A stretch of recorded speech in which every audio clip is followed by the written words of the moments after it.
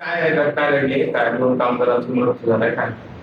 दिनांक 26/8/2026 रोजी रात्री 11:15 वाजताच्या सुमारास पोलिसांना निर्मल व्हिला बंगल्यासमोर लोकमान्य हॉस्पिटल शेजारी प्राधिकरण निगडी या ठिकाणी एका डक्टमध्ये 2 इसम पडले असल्याची माहिती मिळाली.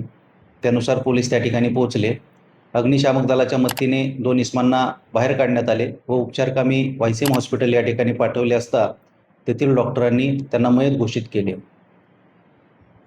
तरी याबाबत पोलीस अधिक तपास करत आहेत. ते 2 इसम कशासाठी आले होते, कोणी त्यांना काम सांगितलेलं होतं, याबाबतचा तपास पोलीस करत आहेत. सर काय झालं, गेल्या वर्षी देखील त्याच ठिकाणी अशी घटना घडली होती आणि काल देखील घडलेली आहे. आतापर्यंत एकूण त्याच स्पॉटवरती किती जणांचा मृत्यू झालाय आणि कशा पद्धतीचं आपल्याकडे आतापर्यंत माहिती आहे? गेल्या वर्षी हे 15 ऑगस्ट 2025 रोजी त्याच डक्टमध्ये 3 इसमांचा मृत्यू झालेला होता. श्वास गुदमरून त्यांचा मृत्यू झालेला होता. त्या अनुषंगाने निगडी पोलीस स्टेशन येथे सदोष मनुष्यवधाचा गुन्हा दाखल करण्यात आलेला होता. त्यामुळं त्या डक्टमध्ये अद्यापपर्यंत 5 इसमांचा मृत्यू झालेला आहे.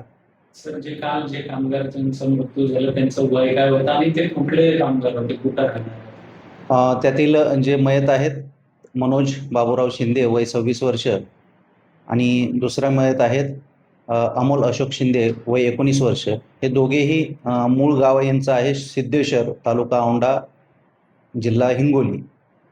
तर एवढीच माहिती या ठिकाणी प्राप्त झालेली आहे. त्यांचे कोणी नातेवाईक मित्र वगैरे आहेत का याबाबत पोलीस तपास करत आहे. तर काय ह्याच्यामध्ये BSNLचंच काम तिकडे करत काय चौकशी करत? त्याबाबत अजून निश्चित माहिती मिळालेली नाहीये. पोलीस BSNचे जे अधिकारी आहेत त्यांच्याकडेही तपास करत आहेत.